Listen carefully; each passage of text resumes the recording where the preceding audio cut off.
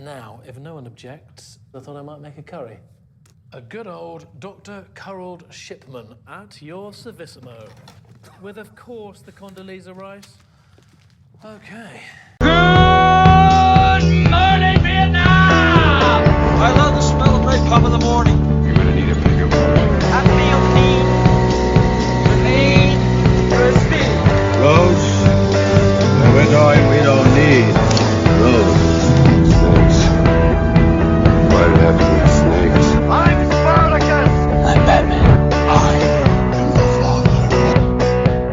Hello and welcome to the latest Moviescramble podcast. In this episode, we are treating you to a double dose of water-based films.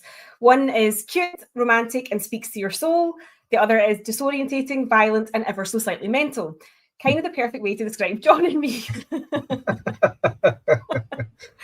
So, and as you can guess by that laughter, I am joined by John today. So John, how are you? Yes, very much water-based. I think we're both of us are basically sentient cucumbers, I think, aren't we, at this stage in our lives? It's the nicest thing anyone's ever called me. Yes. Yeah, I'm all right. It's been a nice wee couple of weeks with the lack of rain, and I've managed to, even with all the good weather, still managed to be watching lots and lots of good stuff, and looking forward to what is now pretty much the start of the summer movie season as well. Yay. So yeah, all good. What about yourself? Yeah, so I'm at the time of recording heavily sunburned, but no doubt by the time you're listening to this, it'll be back to raining sideways, good old Scottish summer. But right now, looking a bit like a drumstick squashy. So on today's episode, we are talking about The Ballad of Wallis Island, directed by James Griffiths, and The Surfer, directed by Lorcan Finnegan. So I thought we'd start off by talking about The Ballad of Wallis Island, because I feel like we need to build up to The Surfer. Mm-hmm. You made it, okay? Is there not like a harbour? It's sort of nature's harbour. Welcome to Wallis Island. No. Do you sell rice? My phone got wet. We've got pasta. Has to be rice, apparently. Oh, you've got rice pudding, look. Rice pudding definitely won't work. Well, not with that attitude. No, it won't. So the film centres around Herb Maguire, played by Tom Basden, and he used to make music that moved people back when he performed in a duo with Nell Mortimer, played by Katie Mulligan. His solo career is seriously in need of some funds, and Nell has given it all up to make chutney. So when Charles Heath, played by Tim Key, offers the pair hundreds of thousands of pounds to perform a gig on Wallis Island, both accept unquestioningly.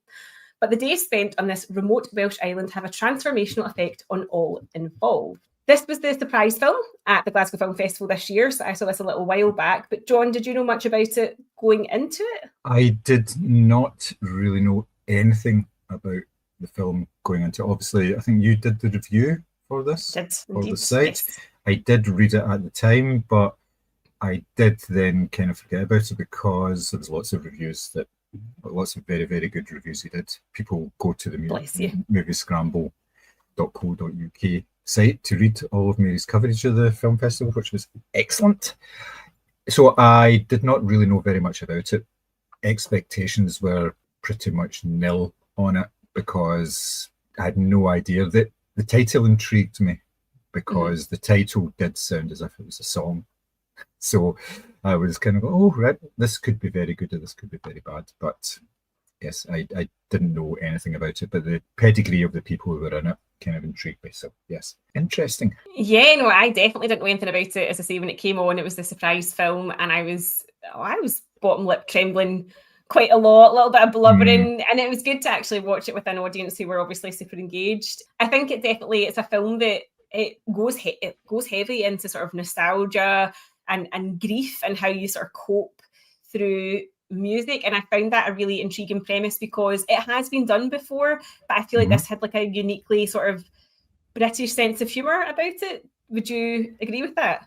Very much so. The character of Charles with his no pun uncovered. Yes, there's an awful lot of humour here, and especially that character. But yes, that obviously masks a multitude of things that are going on in the background as well. So yes, yeah, I thought that was pretty good. Yeah, what about yourself? Yeah, no, I still to this day will never forget the joke that he makes when he's making curry and he's like Dr. Harold Shipman, and obviously that's a really British joke as well. Like you have to know who Harold Shipman is to get that. But I think that it's sort of it's this nice blend of, as I say, sort of nostalgia, but also it's not afraid to get into the sort of like the messier parts of like grief and loneliness as well. And obviously music plays a huge part in that journey. So what did you think of the music within the film? Because obviously we have Herb and Nell, who used to be a sort of like folk music partnership, and that's all sort of gone to pot. What did you think of their sort of moments together when they were singing? I thought it was absolutely wonderful because they were very much in sync, and you could tell that they'd had a past together which informed their music, and they were very at ease with each other when they were playing music. And they were going through like a rehearsal period and everything to basically relearn songs. And at one point Herb was having real problems actually playing one of the songs that he wrote because he hadn't played it for such a long time. And it was just really sort of it fitted really, really well, which is a strange thing to say about a film that is kind of itself a bit of a folk song as well. Yeah. The way the beats of the film play out in such a way that it's like element. You could easily see this being sort of put to music in a 4 or 5 minute song about, because it's like the whole ballad of it and everything. But yeah, the chemistry between them during those scenes was just fantastic because it felt genuine. It felt like it was two people who had a musical past, and they sort of came to life a wee bit more when they were with each other playing the music, and all the stuff that was surrounding them, all their previous encounters and why they're no longer a duo, all that was kind of put to the side because it was just purely doing the music, and it kind of came through really well. And the songs were like really nice as well. And you could obviously tell that each song had a wee story behind it, and part of that story actually came through in some of the lyrics and everything as well. But yeah, I thought it was excellent. It's really good. Yeah, I do love the scene where they first start singing together, like sort of around the dinner table, and Charles's face lights up because obviously this is like a personal concert for him, but it's the two of them, just the way they sort of like sit with each other, like physically, as well as when they sort of actually go into the harmonies. You're like, oh, this is two people who, fit together really well, like in terms of their intuition for playing music and creating music together. And I think that this notion that all of the characters are bringing their past to the table quite literally is really interesting, because obviously there's a sort of theme of sort of memory and loss going throughout it. How did you feel that sort of played out in the sort of initial introductions to the characters versus how they sort of progress through the film, this notion that everyone has a past, essentially? Well, the opening scene of the film kind of sets up both Charles and Herb, because Herb is coming to the island and he's in this wee boat, but it's still looking a bit like a star, wearing the shades and all that, and a bit unruffled. He's just still sort of a bit unkempt and everything. So it's like almost like he's just come off of a bender and he's just like getting out in this boat into this island. So there's the way that he is introduced as the rock star almost. I know it's like he's a folk star, but it's that kind of look that he's got about him, because that's part of why he's actually in the position he's in. He's trying to do different things with his music and all that. And then you have the opposite of that in Charles, who is very eccentric. You can tell he's eccentric without him actually saying a word or really doing anything. 100%. You get the feeling that this is a guy that he jokes about, he makes light of everything. He always has to talk, always. And you get when those two come together, and there's a scene here, obviously.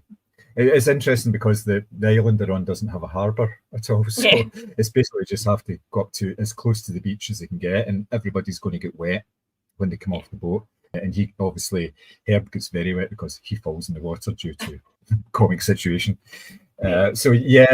And that wee scene there just sets out how both of them are actually as people, and how they are at odds with each other right away, but there's a need on both sides. One is Herb needs the money, and Charles needs Herb to actually perform and do this intimate concert for him. So I thought that it was very nicely done, because it could have been done in a number of different ways, accenting one or the other and playing their roles up a wee bit, but it left the rest of the story for that to kind of develop and to bring in their pasts, and it felt natural then because of that wee introduction to them. It gave you enough insight into the people that they were, that you were saying, I want to learn more about these people. I want to understand how they got to this point in their lives. And it's not spoon-fed to you. There's just wee things that are introduced. There is a wee bit of exposition at some points, which every film has, let's face it. But yes, it wasn't sort of forced onto in the first couple of minutes to get it out of the way so they could do lots of comic-y things or anything like that. So yeah, I thought it was very nicely done, very subtle. Yeah, and I think when they bring Nell into it as well, like she is really vivacious and full of life, whereas you see Herb is looking like really jaded and sort of desperate to cling on to like parts of his career and his fame, whereas Nell, she's married, she seems at peace with her life, she's making chutney, she just seems to be really content. And I think that her disposition is really clear from the offset as well, even by the way that she gets out of the boat and comes up the island as well. There's no big dramas. It's kind of like, it's almost like it's a fun adventure for her, whereas Herb, obviously, I do really like though that when obviously Herb falling into the water, that leads to the notion that he has to get his phone and rice, which is an ongoing joke that goes throughout the film as well, and introduces us to the sort of shopkeeper character, and she obviously never has anything in stock, like doesn't know what they're talking about. I love that scene where she was like, oh, well, would pasta do? And he's like, oh, apparently it has to be rice. Like, and they're all making fun of him as if he's this big diva and not somebody who's just face planked like in the sea. So I really, really like that. And I think it sets up the characters really nicely in terms of we get a clear understanding of who they are. I'm not saying they're like stereotypes, but they are marked out very clearly as to perhaps maybe where they've come from. But I also think that the film uses these sort of three key characters and the music as a sort of bridge to seeing what the future might look like as well. And I'm thinking in particular the scene where they light the lanterns on the beach, and it's like you've obviously to make a wish for your future. And I thought the dynamic of the three of them on that scene was really interesting, and it showed you quite clearly who had a strong sense of self and what they wanted from life. Would you agree with that? Yeah, it was even quite subtly done in terms of how they were actually positioned. You had Charles in the middle of them, so they weren't even like side by side when they were doing that, and it did kind of indicate that they were both wanting something that would be fulfilling for them, but they weren't quite sure what that was going to be. Obviously, Herb, giving away sort of now spoilers film, he was looking to get a musical relationship and possibly another relationship back with Nell, but that wasn't going to happen at all because, like say, Nell is a more sort of settled character. But even then, I mean, by saying that, she still had her problems and her issues. I mean, one of the problems was she was broke. She didn't have any money, so therefore she needed to be on that island as much as Herb did. And you could tell that there was a certain amount of anxiety about Nell because she wasn't fulfilled in what she was doing. She enjoyed what she was doing, but there was scenes in the film where she'd be writing away in a book, and that was obviously she was working on musical ideas and lyrics and things like that, but she wasn't sharing that with anybody, and that didn't really come to anything as part of the film. But that was just one of these things, like you say, looking towards her future, I think. So yes, it was good. Obviously with Charles in the middle as well, I don't know if he actually thought he had really much of a future because he was kind of stuck in this rut. He'd been there for 5 years, I think it was, on the island. So, and he obviously hadn't progressed in any way. It was almost like a holding pattern that he was in for that length of time. And I think he obviously decided he had to do something about it. And this was like part of maybe his own sort of self-rehabilitation, but that was never really, it was hinted at, but it was never really sort of gone into in any great detail, which is, again, a good thing. Keeps you engaged, keeps you thinking about the characters. And I definitely think the performances really helped drive this, because it's quite a small film in some ways, even though, like, obviously it's well-known names in the cast, but it's got a kind of small feel to it. I think, obviously, you know, you've got Tim Key as Charles, who, as you say, just doesn't shut up, like, at all, even though, like, to say they're trying to admire the sunset, and Herb's like, just stop talking. He's like, yep, I will just stop talking. Like, he can't even just do that. But I think his performance is quite, it's complex enough. There's nuance enough to it. So in terms of like, how did you find that performance? You've obviously got Carey Mulligan and I'm going to say the wrong name. Tom Basden. I was going to say Tim Basden. Tom Basden as well. What did you think of the sort of three kind of leading performances in the film? Well, they were all really good because there was no performance that kind of outshone the other. So it was a real sort of three-hander, and there was plenty of room within the script to allow them all to have like their own moments and obviously shine and come through. I mean, you're talking, I mean, Carey Mulligan, for goodness sake. I know, such a huge name. I know. Yeah, that's it. We see that sort of trend with certain actors. They'll do almost like one for them, one for me kind of idea. And they'll do these very small films basically because their name gets the films made, which is more than, you can't really have that if you've got an actor who maybe television actor, because Tim Key and I forgot the guy's name. Tom Basden. Yeah, they're both primarily TV actors, which is not a bad thing. Obviously, TV is as big as film these days, and it's mostly comedy stuff that they're involved in. So in order to get the money to get a film off the ground is a big deal. And I know it was like Baby Cow Productions and all that, and they do a lot of those sort of smaller things, but even then it's a difficult sell without having a name attached to it. So yeah, she was excellent. I thought she played it very straight, and she was very engaging but not overpowering in a way that you would think a named actor could possibly be. Kind of take like chewing the scenery. We've mentioned that a few times with certain actors, yes. But the key performance in here is definitely the performance of Charles, because he's central to everything, and he's a man who doesn't like silences in any way. You can see when he's sitting in his own right at the very start, he's sitting looking at the clock because he knows what time the boat comes in. And it's quiet because there's nobody else in the house, and you can tell that he hates that because he's got nobody to play off against and do his puns and not stop talking at any time, because it's just this constant thing. And it's fast and it's clever the way that he does it, because his comeback lines for something that's said to him by, say, Herb, is immediate. He doesn't even think about it. It's just as if it's completely natural.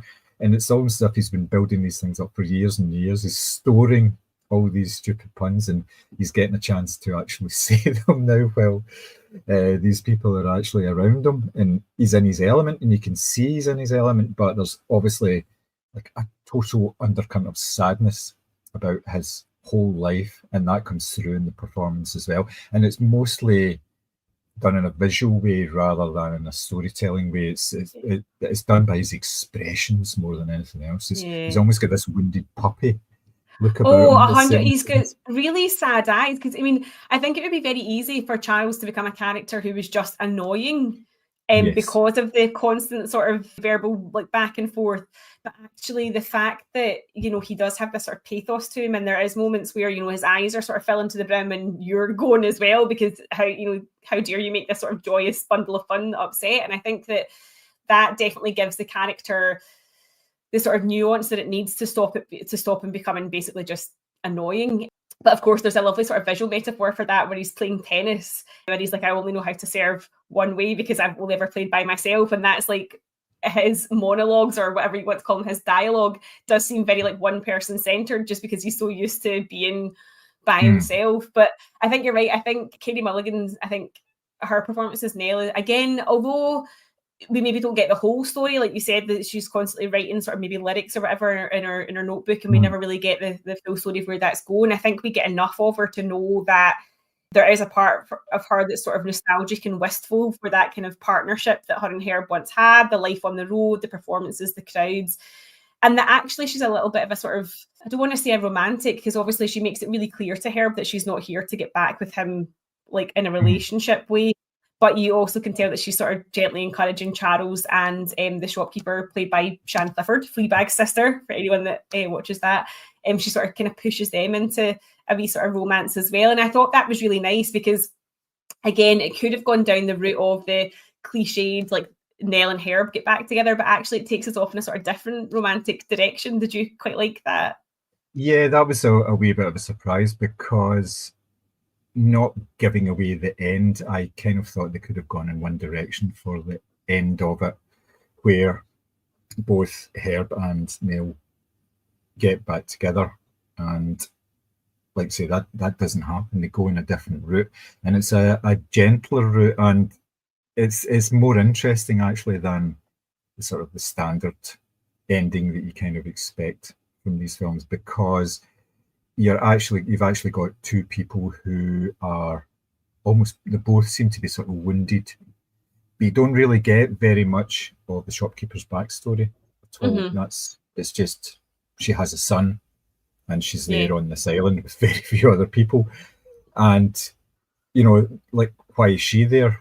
What's her past been? And that's never really discussed. And you can tell that she's one of these people who likes the company of others, and she's very open, and she's obviously very generous as well, because even though Charles makes all these stupid remarks around her just to fill in the silences, she never rolls her eyes or anything. Not the same way.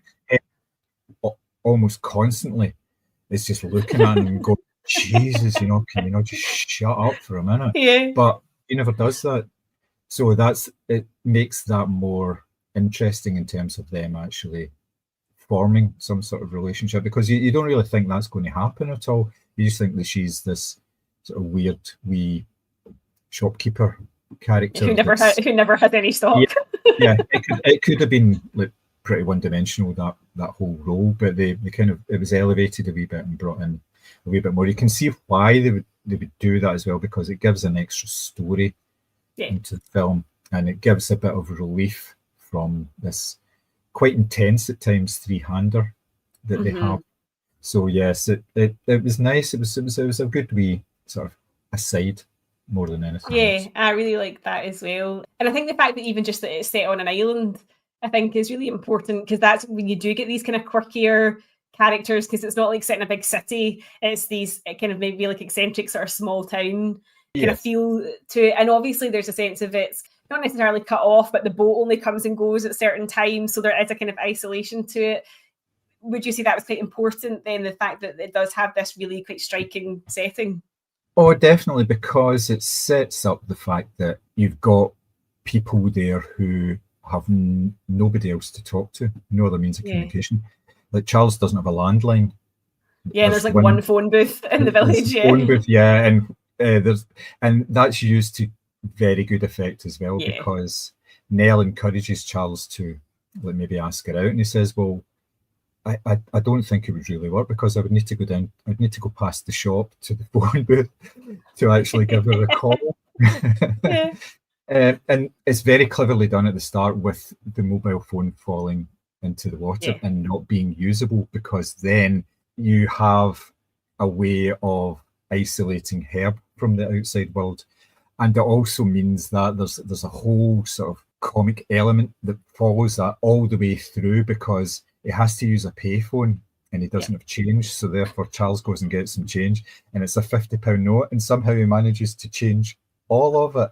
And it's just this bag of coins that he constantly has. So whenever the bag of rice arrives, he just opens up the bag and the bag of money and says, look, just take what you need from that. And she picks up like £2 or something, £2 worth of 20p coins. It's very subtle, but it's really, really clever the way they did that. And isolation made for people eventually open up a bit more, because you run out of just sort of niceties and small talk, and they're there for a specific reason as well, so it kind of concentrates all of that into that as well. And I thought that was nice, because obviously Nell's husband was there with her, but they got rid of him, or he got rid of himself. They sent him packing. He was away, so it meant that the isolation was still there with just the three of them more than anything else. I thought, that worked very nicely indeed. And then, of course, that gives us like really gorgeous cinematography as well. Like, there are scenes like on the beach at night time. Even in the island when it's like lashing rain, there's something sort of vaguely romantic and, as I say, sort of uniquely British about it, because only we would put up with that terrible weather and find some sort of reason to be happy in it. What did you think of that kind of element of the film as well? Because I do think it luxuriates a little bit in the setting. It's not just here's this island full of quirky characters. I think it does kind of showcase the scenery a little bit as well. Yeah, it's at pains to point out that there's some very nice scenes in the film that they make full use of. So there's like maybe 3 or 4 different scenes on the beach, some of them involving like Herb going into the water, for instance, and the usual misunderstandings and sort of the scale of the place as well, because Herb at one point goes into the water and Charles is up in the cliffs behind him and he's shouting at him and he can't hear him because it's so far away and all this sort of stuff. It makes very good use of the scenery, and it incorporates it into the story as well, and it sort of emphasises, like we were talking about in terms of the isolation as well, the fact that it is an island and there's very little actually on the island. People don't drive, for instance. There doesn't seem to be very much driving. Obviously Charles doesn't drive, but there are tours that go away to the other side of the island and all this sort of stuff. But it is very much this, it could in different hands been seen as being this sort of wee idyllic sort of getaway kind of place. But yeah, you're right, it's integral to the actual story, the fact that it's such a beautiful place that they're on, and yet all these people have all these conflicts and sort of inner turmoils, while outside it's lovely seascapes and everything for them to see. And I would say that it was very, very important to it. Yeah, and I think sort of conversely to sort of that kind of lovely sort of British life, there's an undercurrent of like maybe like financial sort of storylines going on. Like I do love when they show you Herb's new album cover mock-up, because it is so awful.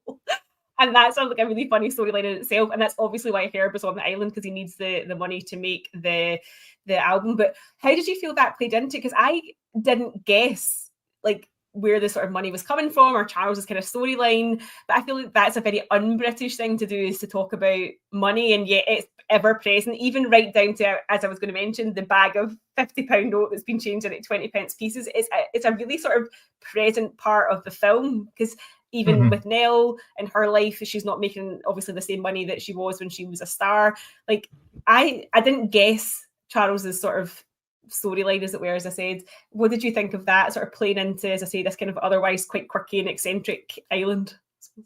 It sort of added an extra element to it, I would say, and it was unexpected because they weren't focusing on the money. It could, because both of the musicians in this were sort of past their former glories, you were kind of thinking it wouldn't be a great amount of money that they were talking about that they would actually be getting here, because people play for an awful lot less than they were actually offering. I mean, it was what, 500,000 and 300,000 that they were getting, which is an awful lot of money to do a single concert. It's kind of Arab Sheikh kind of levels of, like Beyonce going and playing, getting £1 million to play like a gig, that kind of thing. So yes, it was always present, but yes, there was a very sort of British sensibility about it. We don't talk about money kind of idea. And then when they did have the whole conversation about how he came to have the money, it was actually pretty funny as well. So, and again, it acted as both an explanation of how he was able to get him there, but it was also an explanation of how Charles had actually ended up in the island as well, which I found it was very cleverly done, I thought. Yeah, no, definitely. So I think this is a film that's based on Tim Key and Tom Basden's short film that they made, and sometimes I think that doesn't quite work when you try and take a film that's maybe like say 30 minutes or less and stretch it out into like maybe like a 90-minute runtime or whatever it is. But I felt the pacing was great in this. I felt that as you say, it hit a lot of points, almost like a folk song in itself. So you kind of maybe knew where it was headed, but it definitely kept my attention right up until the end. Would you agree with that?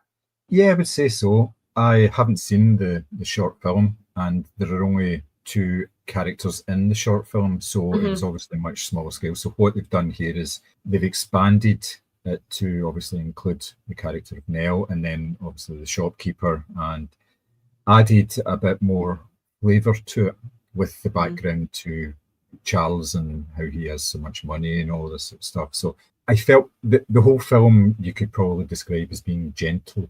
There wasn't. Yeah. There was no sort of fast-paced stuff in it at all, which is fine. You don't need that in every film. You just need to be engaged with the film to actually enjoy it. So the pacing of it, yeah, worked really, really well. Like I say, it's like a folk song, because if you actually sat down with a copy of the script, you could divide it into the various verses of a 5-minute folk song about the arrival, the introduction, the second introduction, how they're going on together, the conflict, and then the end. And you could have like a nice wee song out of that. So it kind of works in that way. So that's one reason why I think it's called the Ballad of Wallis Island, because it almost could be interpreted as a song. And because of that structure, it works particularly well. There are no extra bits in it that would kind of take you away from it. There's no overtly, stupidly comic bits in it as well. It's all kind of natural. Every single character in it, you can think, yeah, I've met somebody. Like, I've met a Charles in my life. I definitely have. I've met somebody who, at least one person who wouldn't stop talking, and they're always talking in these like sort of puns. I mean, it's rude to be talking about me right now. Yeah, I wasn't going to mention that, but but so yes, I thought it worked very well in that sort of regard. Yeah, it feels like familiar and cozy without being cliched. I think like there's something really heartwarming about it. I mean, I was blubbering throughout this. I don't know if you were a bit more stoic than I was, but this got to me a few times, because I think as well, because it does, obviously it's talking about grief and loss, and not just the loss of a person, but the loss of a way of life. So for Charles, obviously with his loss, he has lost both his wife and the experiences that they had together, because obviously they were big music lovers, they used to go to concerts together. But with Herb and Nell, it's the loss of a way of life. So nobody's, touring, nobody's queuing up to get their autograph anymore. So I did feel there was a sort of a twinge of sadness that never quite went away, and that did set the old bottom lip trembling quite a few times. I did like the explanation of why they split up when he accidentally recorded a solo album. Yeah. I was going to ask you just there if there was a standout moment of the film, and I do think that has to be up there, the accidental recording of a solo album, because it's so, as you say, it's one of these things that the way it's described is absolutely, it's fantastic. But was there any other sort of moments that you thought, oh, this film they've got this so right? It was a scene in the shop which followed Herb and Charles playing tennis, and there was the whole tennis thing, how he could only served really well, but he couldn't return the serve and things like that. And then they went down to the shop, and they were like sort of like talking to the shopkeeper and everything. And Charles made a remark about the clothes that Herb was wearing, how ridiculous it looked. And obviously Herb turned around and says, "They're your clothes, mate." I just thought that was excellent. It was so. Anyway, fair enough. Yeah, I thought it was wonderful. I was just almost like a wee aside, but yes, I really liked that moment. I was really sort of laughing away at that. What about yourself? Or you've obviously got something in mind. The Harold Shipman joke is like that actually brought the GFT to a complete standstill. Like, I've never heard people laugh so much in my life, but that was so good. But I also really like the part when Herb and Nell find out that they're getting paid different amounts. So it's like Charles has perpetuated the gender pay gap all over again, and it's like because she was obviously offered significantly less. So I did like the wee sort of debate around that, but I was a big fan of the sort of the quieter moments in the film, like even when they were just like playing music, especially around the dinner table and things like that. I really liked, and I also loved the scene where Charles is showing off like he's got a guitar, and Herb's like, "Oh, that's my original guitar," and he's just like got a jar of hair, and Nell's like, "Well, that's definitely not mine, so I don't know what you've paid for." And I really like this notion of kind of the obsessive fan who has the money to buy, basically whatever he wants, but she's quite convinced that that's not her hair in the jar. Yeah, I mean, there was like another bit which ran right through the film, which was the tap in Herb's room was always on, and it just obviously just poured out water. And obviously Charles has spent a lot of money gathering memorabilia and albums and, like, say, hair and things like that, but he wasn't willing to actually get a tap fixed. It was very weird. It showed where his priorities were. He just didn't care about that because it was in a room that he probably didn't use all that often because it's a spare room in his big house. But yeah, I thought that was a nice wee touch as well.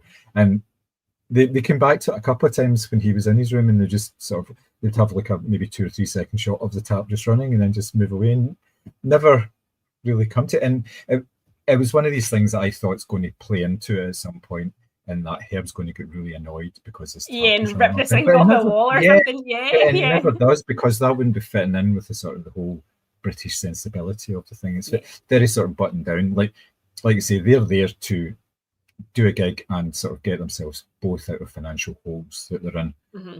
And they don't want to upset Charles in too much of a way. And yet it becomes increasingly more difficult because he is this eccentric loner type character. And you just don't know that at some point he may just snap. And I know that there is like horror film elements to this, isn't there? Yeah. There's like Mhm. there is a kind of weird thing where this film could have gone like really nice and heartwarming, or guy goes absolutely nuts in an abandoned house sort of thing. It definitely has that vibe to it. yeah, no, you're right.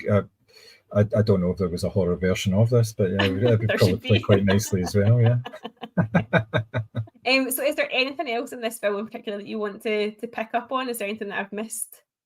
Just the music itself. I thought the music that actually featured in it was really sort of fitting to it, and the songs, you could tell that they had been developed quite carefully so that they fitted in very, very nicely indeed. And obviously there's a lot of on-screen guitar playing and singing. I particularly liked the fact that when they were singing together as a duo, Nell sort of naturally came in to the song. She didn't, obviously, you heard some of the recordings of various songs that they did on their albums, and the harmonies and the way that the vocals actually worked came in very quickly, and it was like sort of harmonies right from the start. But when Nell was singing, she would take the lead from Herb, and that she would come in maybe like 2 or 3 words after he'd actually started singing. And I thought that's very natural, because that's somebody who hasn't sung these songs for a long time. They're looking for like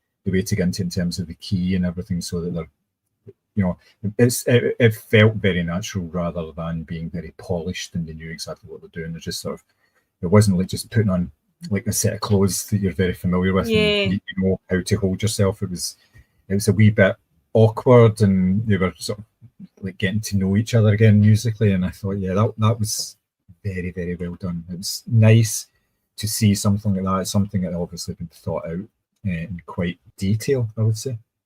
Yeah, and Katie Mulligan has a beautiful voice. Like I'd seen her singing in, is it Shame? Where she sings Yes. New York, New York. Yeah. And so I've only ever seen that, but I thought that her voice like was really perfect for that sort of folksy kind of, and the way they harmonized together, I thought was really lovely. And that's like even the scenes where they were sort of working things out in the wee sort of like conservatory area, and they were sort of getting things wrong, and the piano wasn't quite right, and it all, as you say, it wasn't like perfectly polished. It was 2 people who were sort of getting back into the swing of playing their own music again, and people's voices obviously change and things like that, and it worked really, really nicely, I thought. Yeah,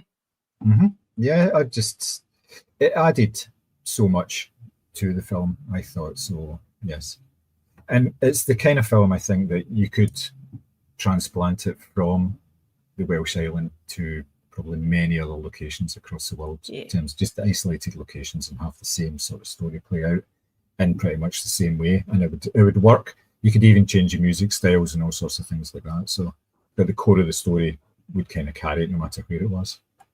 Yeah, I feel like the story was really strong, and as I say, the characterization really helped as well.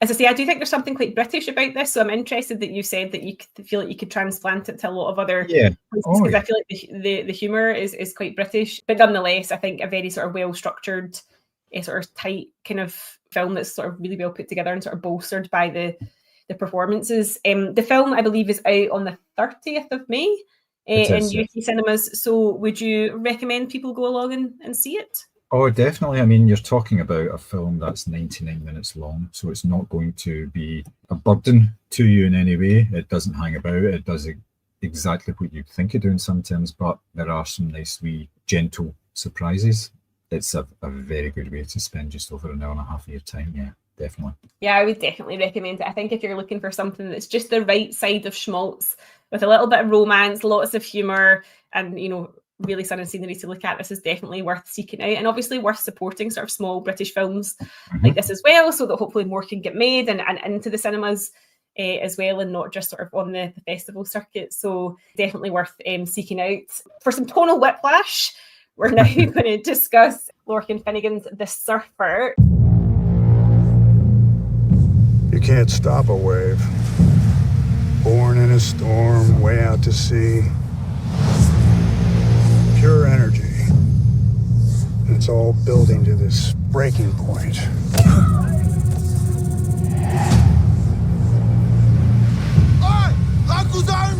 I grew up here. Don't live here.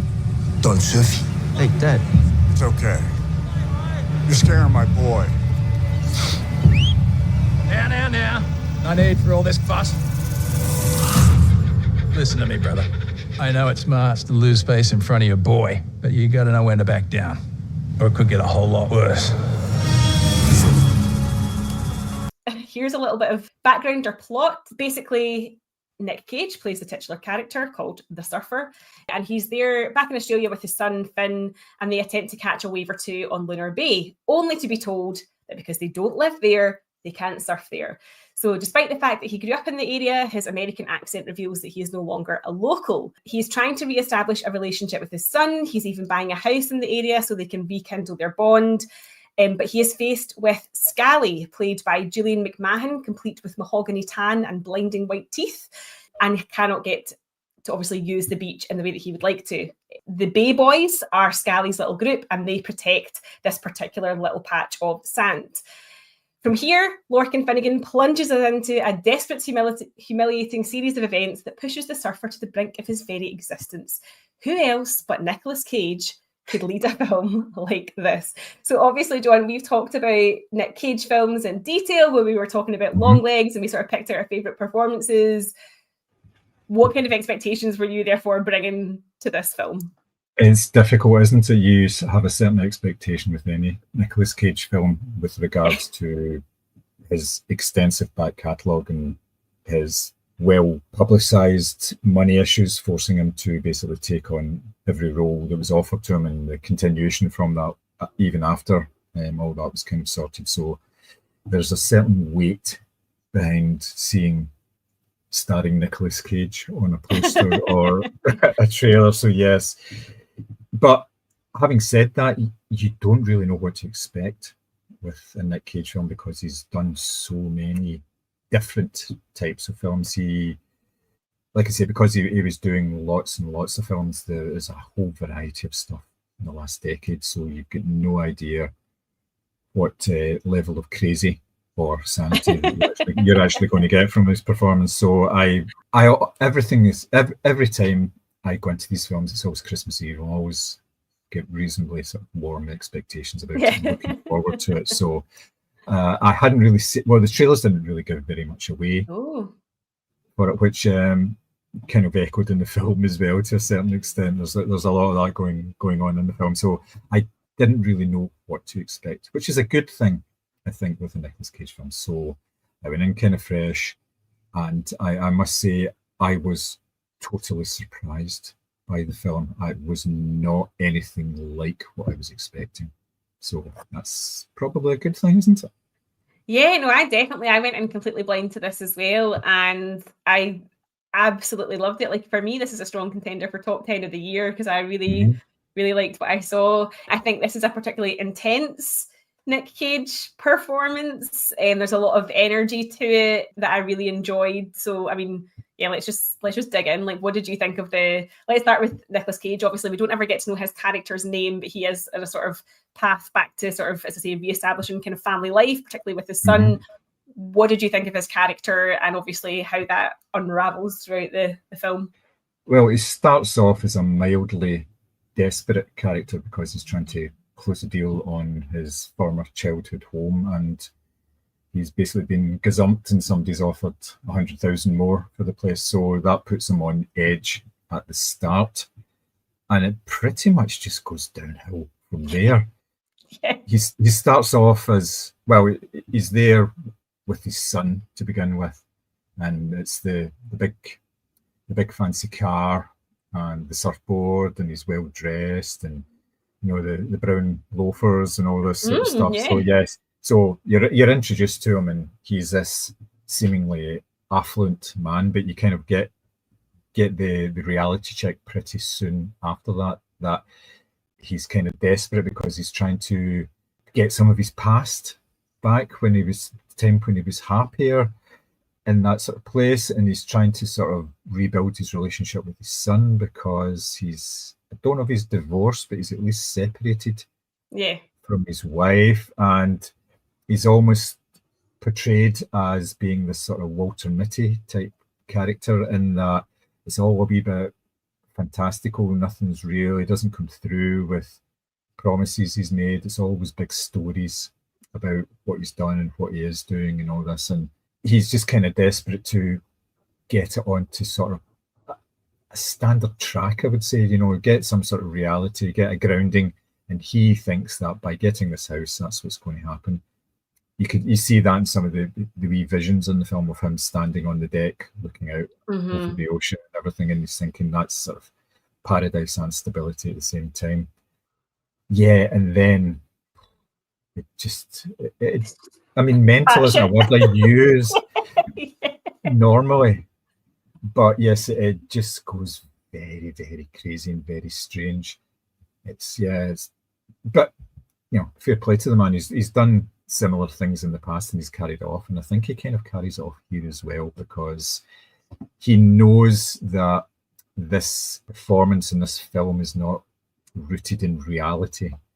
It's something else entirely, so he kind of plays into that in a lot of ways. He's got permission to basically push his performance here to the extreme if he wants. He plays certain elements quite low, but a lot of it is dialed up to 11, to use a well-known phrase. I think you're so right. I think there's a desperation. First of all, I'm just glad that he wasn't doing an Australian accent because I was a bit worried initially that we were going to get the Nick Cage Neighbours special, but actually, no, he doesn't do that. And there is an explanation as to why. He doesn't sound like that anymore. But yeah, I think that, like, as an actor, I wonder what it's like when your character is so stripped down and reduced and humiliated, and how you sort of keep going with that on a sort of psychological level, because I do think it's a really interesting performance in the sense that when we first meet him, he's got the kind of linen suit and the loafers and the nice car, and obviously he's got the fancy watch that he get given for his 21st, which is a kind of focal point of some plot lines. And by the end of the film, obviously we see a completely different man. So I think this is a really intense, as I say, Nick Cage performance, and a very sort of interesting one in the sense that, yes, it is dialed up to 11, but with this film, it's really hard to know what the truth is. And I think that makes this character so interesting as well, because there's, like, right from the offset, you've got like a really heavy colour saturation in the film, which almost feels like hallucinatory, like throughout. How did the visual style of the film, because for me, I didn't know if this was almost like a dream or something at times. It just felt so like, how did that work for you? Yeah, well, in a lot of the film, you see the sort of interstitial scenes where it just focuses on like the bush or like a small animal or rodent or whatever. But then you get this heat haze.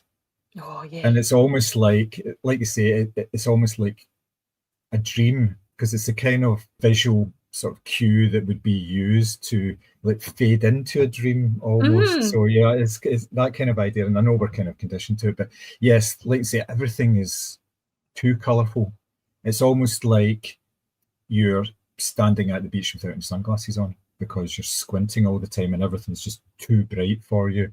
And that just kind of plays into the whole aspect of the sort of deterioration of the character, that this may or may not be. Like, for such a long time in this film, I didn't know whether this was happening or it wasn't happening, whether it was real, whether the whole thing was real, because he starts off in his car and he's in this nice air-conditioned car and everything, and then that kind of stops happening. The battery stops working. It's an electric car, so therefore the battery eventually goes and everything, all this kind of stuff. But yeah, it felt very much like a dream, and it felt very much like a sort of, it was almost like one of these American independent films from the 60s, where it sort of, it was talking about like sort of drug culture and things like that, and it was all very weird and sort of dreamlike, almost like experimental films. And it kept you on the edge for the whole time because you didn't really know what was going to happen at all. Yeah, and I definitely think that there's this sort of like, there's a kind of yellow and orange haze over it, which immediately makes you feel sweaty. And then you've got these close-ups of characters who are like sweating, chapped lips. And then you've got even like, there's like scenes of animals sort of swatting away flies, and they just like really, there's like a heat that I feel like, and heat obviously can have a sort of effect on your like cognitive abilities. So there's that element that's brought into it. And then, as I say, this colour saturation cinematography that makes this beautiful Australian coastline feel threatening because, as you say, it's like the colours are so dialed up that it's not this luxurious holiday destination. There's something about it that feels off and sort of uncanny. And I definitely think that plays into this notion of, are we seeing what's actually happening, or is this some sort of like heat-induced fever dream? Which I really like the fact that this film plays with your sense of reality as well, because obviously that allows Nick Cage to sort of, as we said, go a bit batshit. The film also sort of explores, I suppose we call it toxic masculinity and privilege, sort of like this kind of notion of like localism and us versus them. What did you think of that? I felt that it was kind of grounded in reality, because you can imagine these sort of communities being like that. Obviously, the whole point of it is that it came from the fact that there was a family that basically ran the whole area. They had all the like properties and businesses and stuff like that. So they were the sort of alpha family, and from that you get this alpha male character in Scully as well. So it's very much, you know, he's in charge, and it's really, it's made out to be like a cult more than anything else. That's what it seems to be, and that's played into with the fact that they have rituals, they have all these onboarding things that they have to do, and there's all sorts of things involved in that, and the way that they dress and the way that they kind of act towards each other is a certain deference towards the leader. But then again, they're a group because they all sit in a circle and do certain chanting and stuff like that, and it's all very, very weird stuff. But yes, very much it's all sort of these hyper alpha males that, to some extent, like the whole community of them, they're all alpha males, but then you've got the sort of the top dog. It's almost like a pack mentality as well, you know.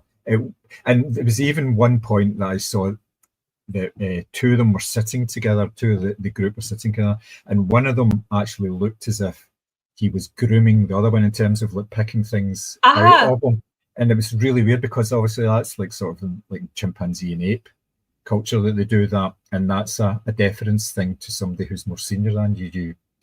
You basically you look after them, you make sure that they're presentable and everything as well. And there was lots of wee bits like that, which I thought it was really good. But what I also liked was, obviously, with a lot of alpha male characters, underneath it they are kind of fragile as well. And there was a couple of like small fight scenes in it, and they weren't really good fighters at any point. And that turned out, and the reason behind that is because they weren't these sort of hardened criminals. It was like the bank manager was one of them. So yeah, he ended up getting like his face all kind of like splattered and everything. And I thought that was really good, because it was more sort of, that went back to reality, rather than if it was this sort of dream sequence, or the whole thing was a dream sequence, then it would have kind of played out a little differently, I thought. But yeah, it was like a sort of an essential element to the film, but it was horrible. You were horrified by the way that these people behaved, and you were just especially when it was the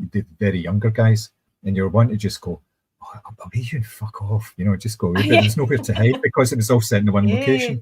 We should say that it was, for the entirety of the film, he was in the car park, which overlooked the beach that he wanted to surf on, and then couldn't. The initial sequence was him and his son trying to go onto the beach, and they were being really respectful, but they were told, no, you're not a local, away you go. Even though it turns out that they knew he was a former local.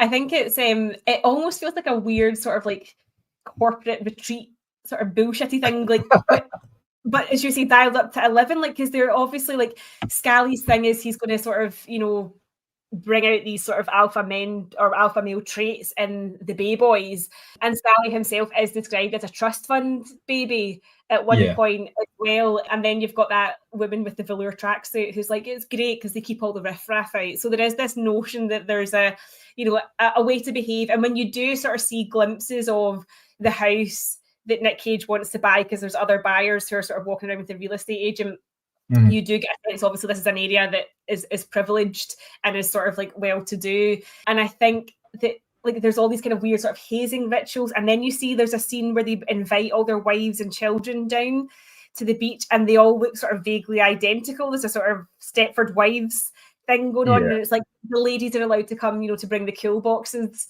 for the day and, you know, all this sort of thing. So I did think it was just kind of bizarre, like this notion of sort of reclaiming your sort of alpha male, but at the same time there's this kind of undercurrent of violence, which I think you see. Is it like there's French tourists that try to go on the beach and they beat them up so badly as well, which I think is where the film almost sort of takes a turn, because up until that point you are kind of going, well, are we seeing this? Are we not seeing this? Is this real? But then when those tourists who are nothing to do with like Nick Cage's character, they're just tourists who simply want to be on the beach, when they get beaten up, you're like, oh no, this is a lot more serious than just, you know, frat boys misbehaving or sort of ego boosting each other. This is like, this actually has quite a dark undercurrent to it. And I think that's obviously seen through the surfers' decline. So let's talk about that, because I feel like it was one humiliation after the other, and to the extent where I was like, I cannot take any more of what's happening to this man. Like, it's not happening to me, it's happening to a character.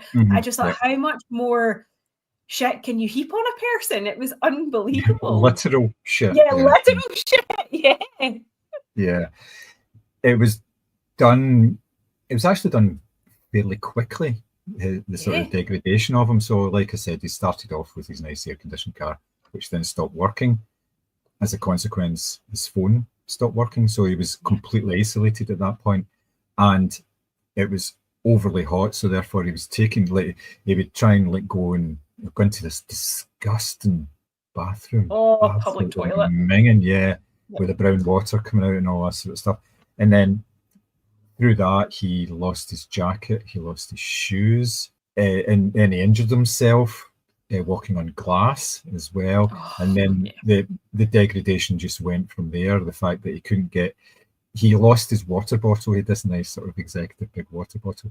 He lost that. Then he couldn't get water from the waterfront because basically they put a bag of shit on the waterfront as well. And then just to double up on that, they made sure there was a barking dog there as well. Oh, I know. They would keep him away from it, even if he really wanted to try and get into it. But yes, just with the fact, like I say, because it was so hot, he became like so disheveled so quickly. And he became like the old guy who was living there as well, the old tramp guy who was living in his car and had been living there for years. And he basically almost turned into this guy. And I thought that was like the old guy wasn't real. It was just a sort of figment of his imagination. That's what I thought as well. He's going to turn into this character and he's going to become the old bum that lives in the car park in this car. And for a short while he did, because he was actually in the car because his own car got stolen and everything. So I kind of knew what was going to happen because he was going down layers and layers and layers. And like Scally had this conversation with them at one point about, you know, you have to lose everything, you have to lose it all in order to rebuild. And I kind of thought, well, I kind of see where this is going, but it did and it didn't sort of do that. But yeah, it was quite incredible to see, and like the desperation in him as well. And like I say, because there's so much, like in terms of like with dehydration, and that can alter what you're thinking about, what you're actually seeing. We're with the surfer at all times, and we're seeing everything as he's seeing it. So we're seeing him basically like going nuts, and that's where the sort of the dream elements come into it as well, because we don't know what's real and what is real because we're with him all the time. I mean, the scene where he's like licking beer out of a puddle that's like full of cigarettes. And then also, do you know what really got to me? See the scene where this is like full on breakdown mode for Nick Cage, and you know, he's trying to phone, is it his like solicitor or like realtor or whatever, because he's so convinced that this deal could go through. And then he picks up the payphone and it's been cut, and they're all just standing laughing at him. And that lasts for way longer than is comfortable. This notion that there's literally a crowd of people laughing at someone quite clearly in mental distress.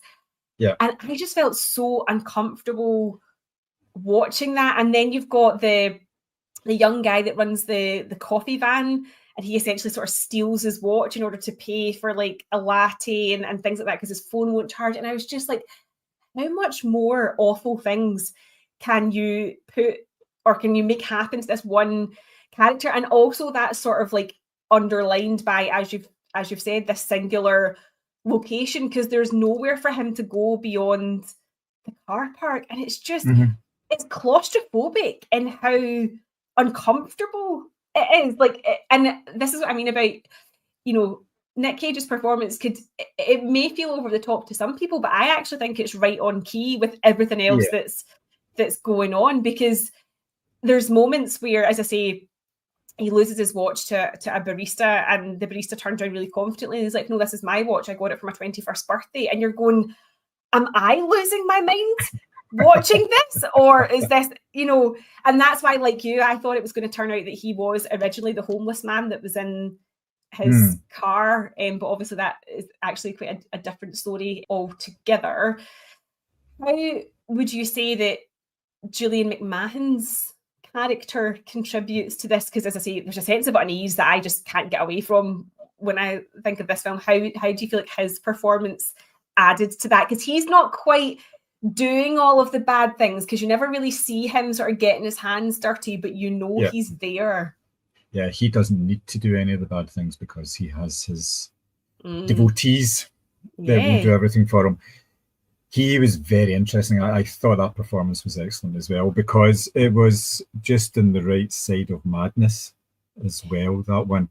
He was obviously, like you say, he's very much a trust fund, an EPO baby, if you like. So he came across as being totally self-assured in everything he was doing, and he could justify everything, although he was kind of careful as well, because there was a wee bit where there was a video of him being interviewed, and he was talking to somebody, and he was saying, yeah, I need to be careful what I'm saying here. So he wasn't stupid in any way. He's a very, very clever guy, and he was almost there kind of taunting the surfer at every turn, because, well, you find out later why he was taunting him, because he knew the surfer when he was a younger man, when he was like a teenager, and what actually shaped the adult version of the surfer from there. So he knew all about that because it was all happened locally on a local beach.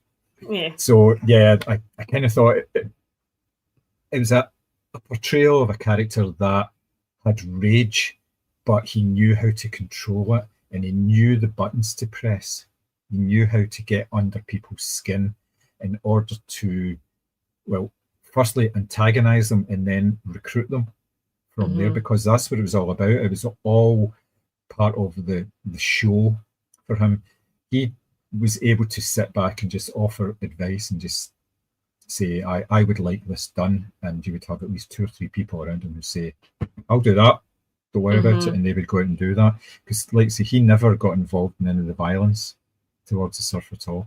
It's always the wee minions. It was always the young guys were doing a lot of the taunting, and then when it was sort of it was almost like a different boss level, you know. There was like one of the bigger guys had to go at him and things like that as well. So yes, it was a tremendous performance, but it was kind of dialed down in a way that you just felt there was a lot more to the menace that he was actually showing on screen.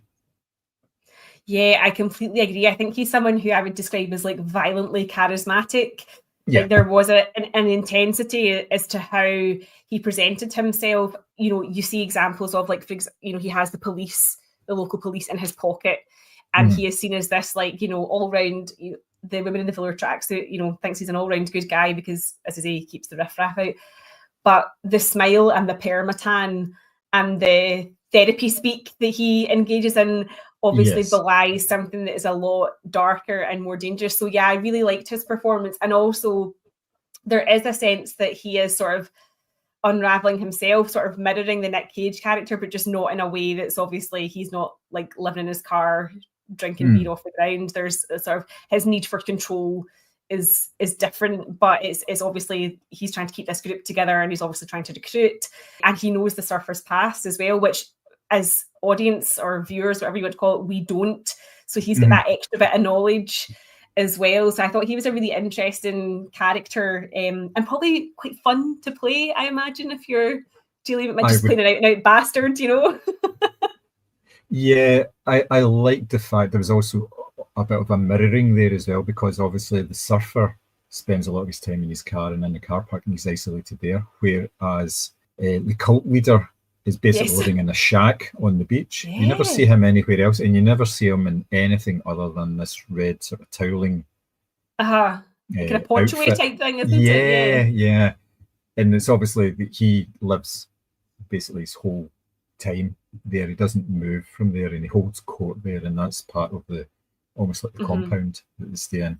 And in order to keep that safe and pure, they don't let other people onto the beach, because if other people come on, then they'll say to other people to come, and it's like, you know, local beach for local people kind of idea. But even then, you would think that it would only be certain local people that would get to use it. Oh It yeah, wouldn't just be like anybody. Yeah. Yeah, you probably have to have like a certain annual income or a certain type of house in order to get anywhere near that beach. I mean, I think it's interesting that both of these films are obviously water-based, but they also deal with a lot of like nostalgia and longing, because obviously the surfer has a nostalgia for his childhood that he's obviously trying to rekindle with his own son by buying that house.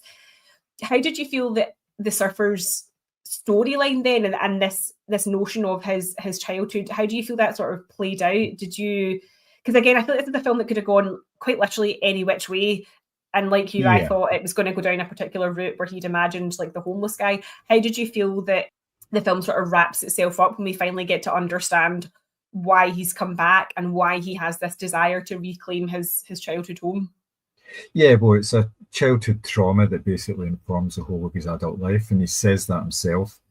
Not in so many words. He doesn't actually explicitly say why he's doing that, but at every turn, when he's speaking to his realtor and when he's speaking to the estate agent that comes around and everything, he says, all I've done is work for this. I've worked towards this moment. That's all I have done. And that's obviously been to the detriment of his family life, because his wife, who speaks to on the phone, basically says, you don't care about anything, you're just obsessed about it. And that's all it is, it's an obsession. And the fact that that obsession is realised in the madness that ensues partly within his own mind, and partly by the fact that he's being terrorised by these people. The fact that all comes together in the last 5-10 minutes of the film, I think it kind of works, but you would be forgiven for thinking that this film doesn't really have much of a story at all. It seems to be very, if you actually looked at it on paper, you would think there's actually not much of a story here. Man goes to the beach, man goes mad, you know. So there's really not that much depth to it, but it's the journey. Well, it's the journey rather than the destination. It's how he gets to that place. So yeah, I kind of think that it works well in that regard. It wasn't quite what I was expecting towards the end of it, basically because, as you say, it could go in any number of ways. You really don't know what's going to happen. It could quite easily have him waking up in his car after being asleep for 20 minutes. Yeah. You just don't know what's going to happen in this film. You don't know really anything. And I think that's to the benefit of the film more than anything else. Yeah, and to be honest with you, it does give us an ending where we see Nicolas Cage shoving a dead rat in a man's mouth, which is up there with like top tier cinema, has to be. Yeah. It was a nice callback for the rat there, yes. Even the fact that when he killed the rat was in the car, and he didn't just take one go at hitting it against the outside of the car. I know, yeah. That was the violence in this is like, and the thing is, it's such unexpected violence, so it is things like that that really make you go, what the fuck is going on here? Like, it's just there's no subtlety about it. But it's interesting that you touched on obsession there, because that was one of the other things that I thought was quite interesting, and also another way in which Scally and the surfer sort of mirror each other. So Scally has this obsession with keeping the beach, as you see, sort of pure and for locals, and he has this thing where he wants to get rid of soft men, and that's what's kind of driving him. That's his obsession, and obviously the surfer has his own kind of obsession. So I did think that was a kind of neat suggestion that the characters are not that far apart from each other in terms of their personal motivations. It's just that they're obviously executing things in a very, very different way. Did you pick up on that as well? Because I know they're obviously meant to be like antagonists and protagonists, but they're actually probably more similar than in a lot of ways they are very much the same, so you can't really categorize them as protagonists, antagonists, because they both got things that are good about them, both got things that are really bad, more bad than good, I would say, in both of them. So it's difficult to discern between the two. It's the two sides of the coin more than anything else. And like you mentioned before, there's a nostalgia aspect to all this. They're both looking for a time where it was better for them. So obviously for Scally, it's, you know, the male being in charge, the white male being in charge of being noticed. Exactly. Yeah. It's all very much white men involved in this. And for the surfer, it's a time before he became obsessed with getting this house back. You know, a simpler time when he was out on the water and he was surfing, and he had seemingly quite a nice life. But obviously there was other things going on in his seemingly quite nice life that he wasn't aware of, to do with his father. So they're both trying to clutch at something that's just not there anymore, and they're both trying their hardest to do that. And because of that, they are very similar. There's no traditional good guy, bad guy here. It's just like sort of bad guy and worse guy, if you like. Yeah, definitely. I would say that the pacing is really good in the film as well. Like, I think it's a really tight film, and because of all of the stuff that's going on, and because you're not quite sure what's happening, I think it runs really tight. Would you agree with that? This film could run for 3 hours and it would still be regarded as a tight film, because it's a descent into madness. So it's just how far you take that character into madness. Now it's 100 minutes long, something like that, which is probably just about right. But if there was an extra 20-30 minutes of Nicolas Cage going nuts here, then exactly, even spending a bit more time in the company of the Scally and his crew, which is not really the reason behind the film actually existing. They are side characters with regards to the surfer is the main character. Like I say, he's there most of the time, but spending more time as he degrades and kind of losing his humanity and everything, I'd be quite happy with that. So I think the pacing really worked. Because in this type of film, you're not sure what is actually filler and what is actually the real story. And like I said, because there's not much of a story, it gives it a license to do all sorts of weird things. And because they're using certain like dreamlike sequences and using the elements to sort of heighten everything, then pacing kind of goes out the window. You're just kind of getting thrown these images and these scenes, and you just accept it because it's all part of the journey with this one. It's rather than, you know, like there's no 3-act structure to this, put it that way. Yeah, because you're not even sure like which of the cutaways are going to come back and be relevant like at different points in the film, or if what you're seeing is a flashback, a flash forward, is it, because it is quite loose with time and with structure. Actually, as you say, there's not really like a through plot line here. It is, you know, we are witnessing a descent into madness, and that obviously doesn't have a structure either. But yeah, I just thought you're so right. If it had run for 3 hours, I would have sat and watched it as well. Although I do feel like maybe my discomfort would have increased significantly, because given that it was only an hour and 40 minutes and there were so many moments where I felt like, oh God, I don't know if I can watch this. Maybe 3 hours would probably push me to my own limit. Is there anything else in the film that you'd like to chat about? There wasn't very much in terms of like music or anything like that. It was all more soundscapey rather than actual music, but I felt that worked particularly well because it was always kind of nicely there in the background, just heightening things, and it did in such a subtle way that you didn't really notice it unless you were specifically like focused on it. It just added to the tension and the fact that things were going rapidly downhill. Also, the cinematography in it. Obviously, it was set in a beach location and also a car park, but for an awful lot of the time, it was Nicolas Cage, just a headshot a lot of the time, and it played into the fact that he does these sort of offbeat roles so well. He knows how to compose the character and how to get that across, the sort of desperation in the eyes.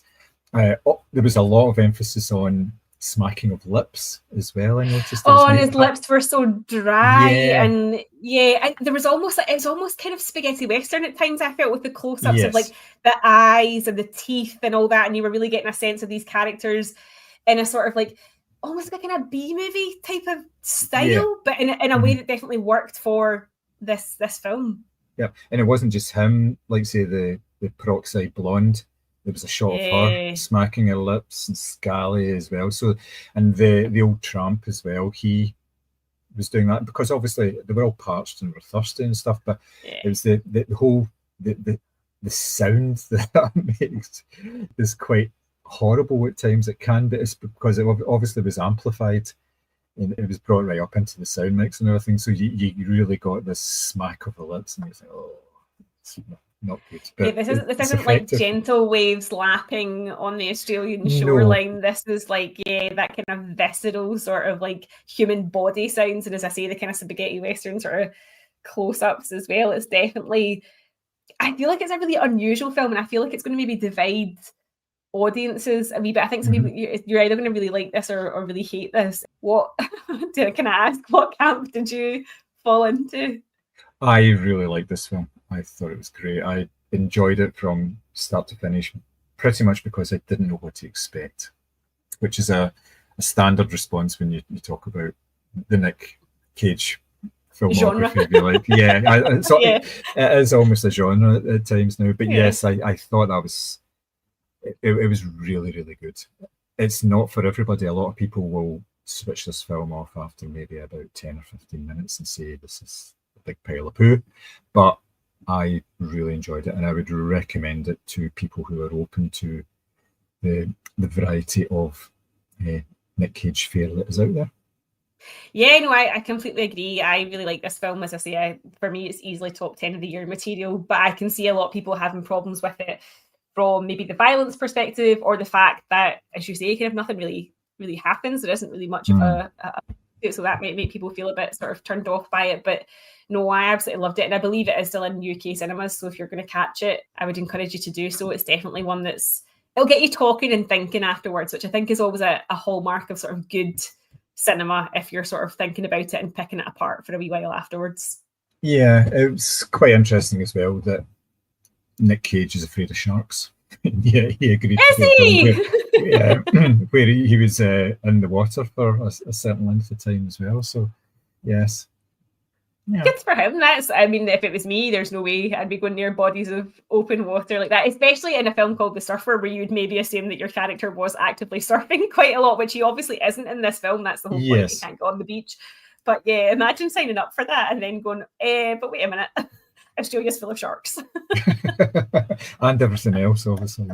I know, definitely a country that if Gillian McMahon doesn't get to you, there's all types of species of God knows what that'll get to you first. Yeah, definitely, yeah. So that concludes our discussion of The Ballad of Wallis Island and The Surfer. If you have any thoughts on either of these films, you can always let us know on all of the usual social channels, including Blue Sky. We are at Moviescramble. And if you want to drop John an email, you can find him podcast@moviescramble.co.uk. And what we would dearly love more than anything else is for you to leave us a review on any your podcasting platforms of choice. 5 stars only, obviously. We're not here for the 1 star. We're not the Guardian.